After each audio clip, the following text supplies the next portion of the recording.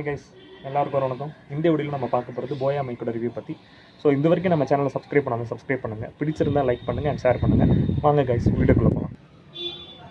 First நான் இந்த போயா மைக்கை வந்து அன்பாக்ஸ் பண்ண போறேன்.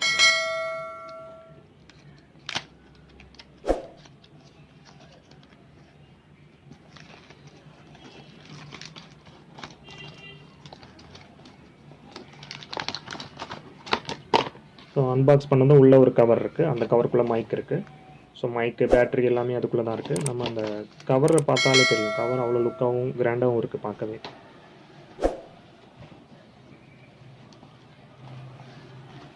ஸோ அந்த கவருக்குள்ளே மைக்கை நான் எடுக்கிறேன், வெளியே எடுக்கிறேன்.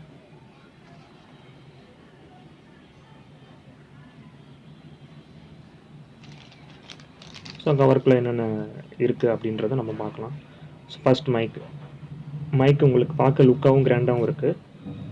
ஸோ நம்மளுக்கு 3.5 mm ஜாக் கொடுத்துருக்காங்க. அதில் நீங்கள் மொபைலில் கனெக்ட் பண்ணுறதுக்கு ஏற்றாப்பில் கொடுத்துருக்காங்க. தென் மைக்கு வந்து மாட்டுறதுக்கு பின், நம்ம சட்டில் எங்கே மாட்டணும் அப்படின்றதுக்கு ஏற்றாப்பில் ஒரு பின் கொடுத்துருக்காங்க. அதை நீங்கள் மாட்டிக்கலாம். தென் அதில் மைக்கு வந்து நம்ம எந்தெந்த மோடில் 2 மோட் இருக்குது. கேமரா ஒரு மோட் இருக்குது, அந்த நார்மல் மொபைல் ஃபோனில் மாட்டுறதுக்கு ஒரு மோட். ஸோ அந்த மொபைல் ஃபோனில் மாட்டுறதுக்கு கீழேயும் கேமராவில் மாட்டுறதுக்கு மேலேயும் டேப் கொடுத்துருக்காங்க. அது நீங்கள் சுவிட்ச் மாதிரி மேலே அப் பண்ணிக்கலாம். டவுன் பண்ணிங்கன்னா கீழே மொபைல், அதாவது மொபைலில் நீங்கள் யூஸ் பண்ணிக்கலாம். தென் இதில் பேட்ரி எங்கே இருக்குன்னா, நீங்கள் பேட்ரி வந்து இந்த டேப் இருக்கும் உங்களுக்கு. இந்த டேப் மேலே ஓப்பன் பண்ணிங்க அப்படின்னாலே பேட்ரி உள்ளே இருக்கும்.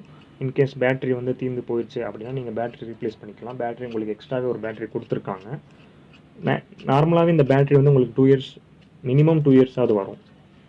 ஸோ அந்த டேப் ஓப்பன் பண்ணாலே தெரியும் உள்ள பேட்ரி எங்கே ஃபிக்ஸ் பண்ணணும் அப்படிங்கிறது அந்த இடத்துல இருக்கும்.